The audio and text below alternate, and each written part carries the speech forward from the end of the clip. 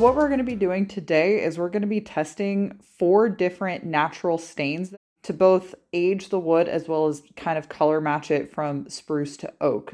So I have these laid out here. From left to right, we have vinegar. This is a solution of vinegar that has had a piece of rebarb sitting in it for, gosh, I think 3 weeks now. You can see how nice the color is. Like, it's this kind of beautiful amber color, which is how we know that it's ready. And then next we have coffee.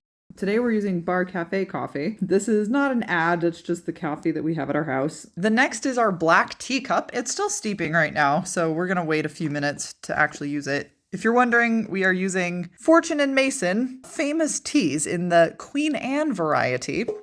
We got that as a host gift from a British guest a few years ago. Our last one is our onion dye. So today is actually Easter. Happy Easter if you celebrate. We dye our eggs with this natural dye with red onion and yellow onion peels. So in theory, it should dye wood too. Okay, so Luca just poured the vinegar solution I showed earlier into 2 glasses. This is 1 to 4, 1 part vinegar to 4 parts water. And this is 1 to 2, so 1 part vinegar to 2 parts water. Hopefully we're gonna see a bit of a difference between those two. Okay, so first we're gonna just paint on the vinegar. In theory, this should begin to age the wood in just a few minutes. So we'll have to wait a little bit. And my labels are melting. Melt. And so now we wait. So we've waited about 20 minutes. You can see that it's already started to age the wood a lot, that it's already started to gray out. So now we're going to try adding more layers as well as bases to see if we can get the color to be more of the brown color that we see on the house. So there's not a big difference between like this and this. Mm-hmm. So I think the amount of vinegar is not as important. Which is good because then we can dilute it as much as possible. Okay, so I'm gonna do like a nice coat of coffee. If you can see the tannins changing the color of the brush. Mm-hmm. Is this one? There's some chunks in there because you didn't filter it, but that's okay. And then onion. Yep.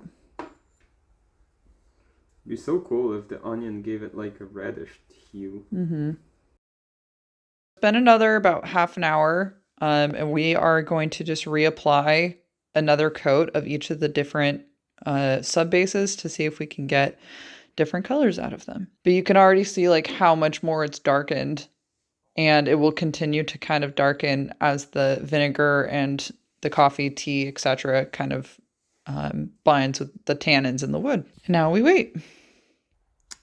So this is the next morning. We let this dry overnight, and so that we could really start to see where the color differences are. So after a day of drying, this is the vinegar. This is the coffee. This was surprising to us because it turned it almost like a charcoalish greenish color. It's kind of hard to see on camera, but it's got like a green tone. This is the tea. This turned it almost a purplish. This is the onion. This is the warmest of the tones, and this is the one we're thinking is going to be the closest. And then this is the blend, which personally, from a color standpoint, this one's just my favorite. I think it's the prettiest, but prettiest doesn't necessarily matter for this exact assignment because we're just trying to color match. But what we're going to do today is we're going to take this board up and we're going to literally just set it next to the wall and figure out which tone is the closest. We're comparing them. They're very close. The coffee is too dark. The coffee has too green of a tone. And of course, the one thing that we didn't bring was black tea, which is the closest.